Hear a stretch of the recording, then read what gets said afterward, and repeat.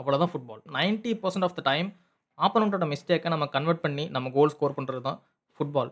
10% தான் இண்டிவிஜுவல் பிரில்லியன்ஸா இருக்கும். இல்ல டீமோட சூப்பரான ஒரு கோஆர்டினேஷனா இருக்கும்.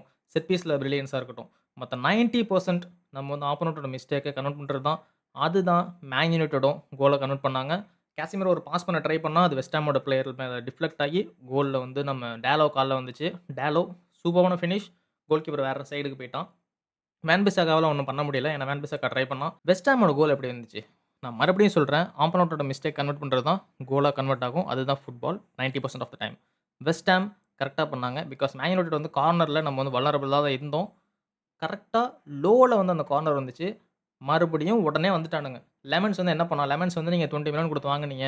நெக்ஸ்ட் பிக் திங் கோல் கீப்பர்ன்னு சொல்லி வாங்குனீங்க. அவன் என்ன பண்ணான்? அவ்வளதான். மறுபடியும் அவன் கிளீன் ஷீட் கூட ஒழுங்கா வைக்க தெரியல. டேய் முட்டா பயலுகளா! அந்த பால் வந்து எவ்ளோ லோவா வந்துச்சு. லோவா வரும்போது கோல் கீப்பர் வந்து அத புஷ் பண்றதுக்கோ, இல்ல பஞ்ச் பண்றதுக்கோ உள்ள வந்தான் அப்டின்னா, ஸ்ட்ரெய்ட்டா ஆப்போனன்ட்டோட பிளேயர் மூஞ்சில தான் அடிப்பான். அப்போ வந்து பெனால்டி குடுத்துருவான் ரெஃப்ரி.